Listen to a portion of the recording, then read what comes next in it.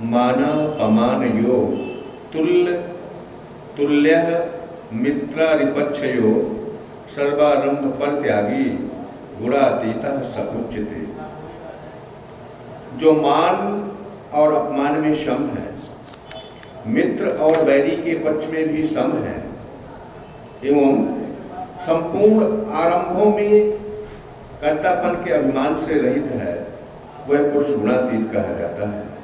प्रेम से बोलिए कृष्ण भगवान की जय। भगवान श्री कृष्ण अर्जुन को अब आगे बताने जा रहे हैं।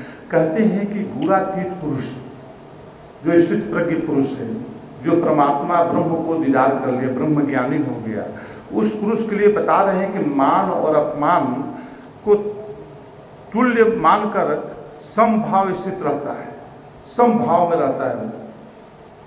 उसको कुछ भी कर दो, निरादर कर दो, कुछ भी वो नहीं करेगा। गौतम बुद्ध जी को जो है एक बार आसन में बैठे हुए थे, वृतांत थोड़ा सुनाया जाता है, तो वो जो है किसी ने आकर जो है बहुत उसकी ईर्ष्या करता था उसके मार्ग को, तो उन्होंने आकर उनके मुंह पर थूक दिया, गौतम बुद्ध के, और मुंह पर थूक दिया। उनके शिष्य आनंद बैठा हुआ था बगल में, लेकिन वो जो है चला गया, थूक कर वो क्रोध होकर चला गया। फिर उसके बाद में वो आनंद ने पूछा कि गुरुदेव आपके मुंह पर थूक कर चला गया, आप तो कुछ दोष नहीं किए थे, उसको कुछ नहीं बोले थे, कभी देखे भी नहीं थे, और ये थूक कर चला गया, उसको आप कुछ बोले नहीं। तो वो बोले कि देखो उसके पास कोई शब्द नहीं था, अच्छी बात या बुरी बात का कोई शब्द नहीं था, वो इतना मुंह हो गया कि मौन हो गया कि वो जो है मेरे मुंह पर थूक कर ही चला गया, उसको शांति मिल गया और कुछ नहीं बोले। तो वो फिर बाद में दूसरे दिन जो है फिर वही आदमी बड़ा पश्चाताप किया। जो गलत करता है बाद में पश्चाताप भी करता है, ऐसा नहीं है कि मन पश्चाताप करता है, क्योंकि उसके अंदर भी तो आत्मा बसी हुई है। तो वो जो है कहा कि भाई ये जो है मतलब थूक कर आकर पैर पकड़ लिया दूसरे दिन। तो गौतम बुद्ध जी जब तक से उन्हें ज्ञान प्राप्त नहीं हुआ था तब तक से हर वृक्ष के नीचे जो है एक एक दिन साधना करते थे, और वो जो है दूसरे वृक्ष के नीचे बैठ के साधना कर रहे थे। तो उस समय जो है आ गया व्यक्ति और पैर पकड़ लिया और बहुत रोने लगा और कहा कि प्रभु मुझे क्षमा कर दो, मैं तो जो है आपको जो है मतलब बहुत गलत काम कर दिया, ऐसे उससे जो भी बोला। तो उन्होंने बोला कि मैं तो उसको अपने ध्यान में रखा ही नहीं, और वो समय भी गुजर गया। जिस समय तुमने थूका था वो समय बहुत अंतराल बह गया, उसके अंतराल में कितनी नदियां बह गई होगी, कितना धारा बह गया होगा, वो कहाँ समय आगे बढ़ गया। दूसरा दिन आ गया, 24 घंटा गुजर गए और मैं इस पेड़ के नीचे बैठा हूँ, मेरे अंदर कुछ भाव नहीं है। ठीक है, तो इस तरह से कहने का मतलब है संत महापुरुष इस तरह से अपने जीवन को विचरण करते हैं, मान और अपना अपमान में परे होते हैं। आगे बोलते हैं कि शूद्र मनुष्य छोटी छोटी बातों की प्रतिष्ठा का प्रश्न बना लेता है। छोटी छोटी बात, जो बात उसको नहीं रखना चाहिए उसको प्रतिष्ठा का प्रश्न बना लेता है कि ये मेरा आत्मसम्मान की बात है, मैं कैसे हो जाएगा दूर ये। और उन्हें दूसरे का अपमान करने से असीम सुख और शांति प्राप्त होती है। जो दुष्ट प्रवृत्ति के व्यक्ति होते हैं वो दिन भर अपने लड़ते हैं। काव्य शास्त्रे विनोदे कालक्षति धीमताम वेशने चरण इंद्रिय कलहेनवा। कहते हैं कि मनुष्यों का जो संसार में 24 घंटे का जो समय होता है ये कैसे बीतता है, हितोपदेश में आया है।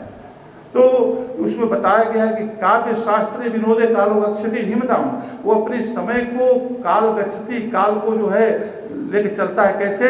काव्य शास्त्र के अध्ययन करने में, चर्चा करने में, मनन करने में, निध्यासन करने में, संत महापुरुषों का संग करने में, वार्तालाप करने में, इस तरह से समय को गुजारता है 24 घंटा।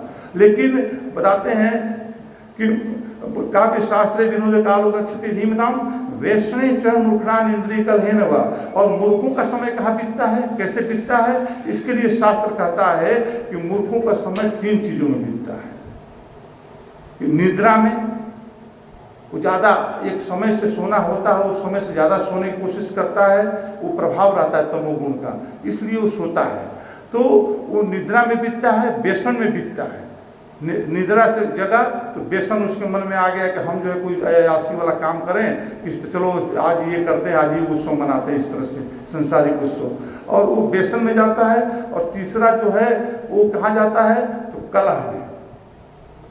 तो यहाँ पर कलह की बात आई है, तो कलह में जाता है, लड़ाई कराता है, दूसरे से लड़वाएगा, झूठ मूठ का बोल देगा कि वो तुमको ऐसे बोल रहा है, वो तुमको ऐसे बोल रहा है, दोनों लड़ गए, और जब कोई लड़ने वाला नहीं मिलता है तो खुद जाके लड़ लेता है, खुद लड़ लेगा, क्योंकि भाई तो समय तो बेकार गया आज का, तो आज मैं ही लड़ लेता हूँ उससे। तो इस तरह से अपने जीवन को श्रृंगार बनाता है।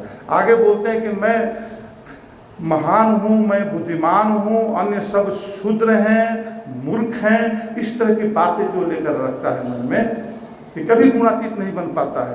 ऐसी भावना मिथ्या अहंकार को प्रकट करती है, वो अहंकार को जन्म देती है और शूद्रता की घोतक बनता है। वो अहंकारी मनुष्य को कभी सच्चा मान नहीं प्राप्त होता है। जो अहंकारी होते हैं वो चाहते हैं कि मुझे मान सम्मान मिले, लेकिन उनको निंदा भी मिलती है, क्योंकि अहंकार है उसके पीछे।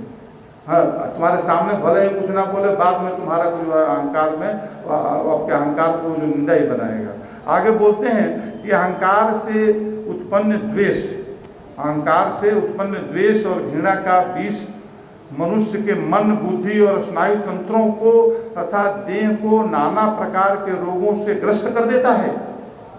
हम कहते हैं कि मनुष्य कहता है कि मेरे अंदर ये बीमारी कहाँ से आ गई, मैं तो बहुत नियम से चलता हूँ, सुबह वॉक करता हूँ, दिन में दंड करता हूँ, जो भी करता है, तो लेकिन ये कैसे मतलब मेरे को आ गई।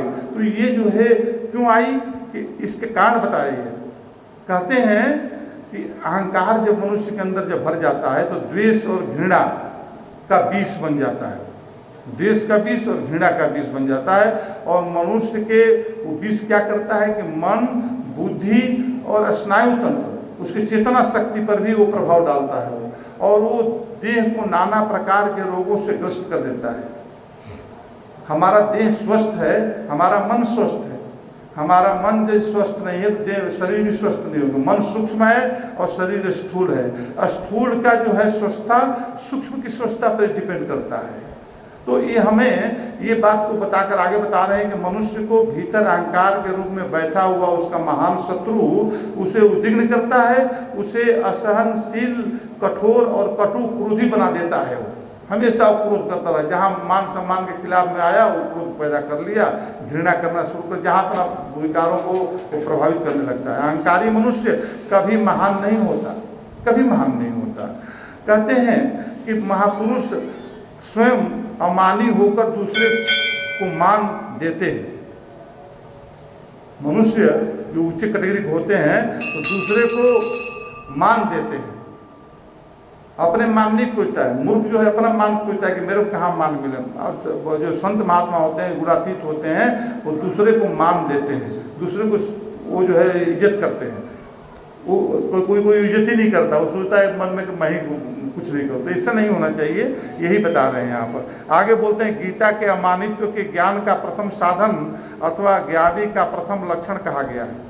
ज्ञानी का ये प्रथम लक्षण माना गया है, जो ये जो बोलते हैं अमानित्व। ये अमानित्व का होना जरूरी है। जब तक से ये गुण हमारे अंदर स्वभाव में नहीं आएंगे तब तक से हम लाखों जन्म ले ले गुणातीत नहीं बन पाएंगे। तो इसलिए गुणातीत बनने के लिए ये सब आना ही, हमको चलना ही पड़ेगा। जैसे बोलते हैं कि कोई बच्चा कोई सोचता है कि मैं ये चीज़ प्राप्त करूँगा तो इसके लिए ये क्लास करना जरूरी है, कोर्स करना जरूर, करता ही है, कहता है करना ही पड़ेगा इसको, चाहे कुछ भी हो जाए। उसी तरह से भक्त भी मान अपमान शत्रु मित्र के प्रति सम रहता है। भक्त की भी यही दशा होनी चाहिए, उसके अंदर किसी चीज़ का मत रखो, कुछ नहीं है इस संसार में जो है, कुछ क्षणों के लिए आए हो। जैसे समुद्र में तिनका जो है, दो तिनका एक जगह मिल गए एक धारा में और दूसरे धारा में वो अलग अलग हो गए। उसी तरह से संसार में सब आगे एक समय में मिला हुआ है और एक दूसरे लहर आएगी, उसमें सब अलग अलग हो जाएंगे। तो यहाँ पर बात होकर वो बता रहे हैं, कहते हैं कि बालक मान पुरस्कार आदि से प्रोत्साहित तथा अपमान से हतोत्साहित होते हैं। जो बालक होते हैं, छोटे छोटे होते हैं, उनको जो संसारिक व्यक्तियों के साथ में रख दिए हैं कि संसारिक व्यक्ति इसमें प्रभावित होते हैं। किंतु परिपक्व मनुष्य न मान के भूखे होते हैं, न अपमान से खिन्न होते हैं। त्रिगुणातीत पुरुष तो मान अपमान से बहुत ऊपर उठा रहता है, वह सदा एक रस रहता है, वो ब्रह्म में हमेशा लीन रहता है। आगे बताते हैं गुणातीत पुरुष मित्र और शत्रु के प्रति सम होता है। क्योंकि वह राग द्वेष के सर्वथा मुक्त रहता है। रागी द्वेष हमको जो है मित्र और शत्रु बनाने के लिए बाध्य करते हैं। जो राग में हमारे सहयोग देते हैं वो मित्र हो गए, जो द्वेष में सहयोग देते हैं वो शत्रु हो गए। तो ये जो है बोलते हैं कि वह सबके लिए मंगल कामना करता है, वो सबके लिए मंगल कामना करता है। गुणातीत व्यक्ति ब्रह्मज्ञानी, वो किसी को ऐसा नहीं कहता है कि चाहे उसका भला कोई करे या नहीं करे। हमारे संत महात्मा भी यही बताते हैं कि भाई जो है जो दिया उसको भी भला, जो नहीं दिया उसको भी भला, जो अच्छा सोचा उसको भला, जो बुरा सोचा उसको भी भला। इस तरह के जीवन वो जीते हैं। और न्यायप्रिय और निष्पक्ष व्यक्ति बैर रहित होता है। न्यायप्रिय होना चाहिए, अन्याय नहीं होना चाहिए। हमेशा हर चीज में न्याय को खोजे। हर मैटर को जब उसके जीवन में आए तो उसमें न्याय खोजे कि क्या इसमें न्याय है, क्या धर्म है, क्या सत्य है। इसको खोज कर उसके ऊपर अपना कदम उठाए। तो आगे बोलते हैं गुणातीत पुरुष सर्वारंभ परित्यागी होता है। वो हर चीजों में त्यागी बना रहता है। वह कर्मों के आरंभ फल के लिए कर्म करना और मैं कर्म करता हूं ऐसा मानकर स्वार्थ प्रेरित कर्म करना, यह परित्याग कर देता है। वो इस अनासक्त भाव से अपने कर्म को करने के लिए इनाम देता है। आगे बोलते हैं कि वह प्रभु प्रेरित होकर सहज भाव से कर्म करता है। सहज भाव से, ऐसा नहीं कि बोझ समझकर कर्म कर रहा है, वो सहज भाव से करता है, उसके अंदर वो होती है।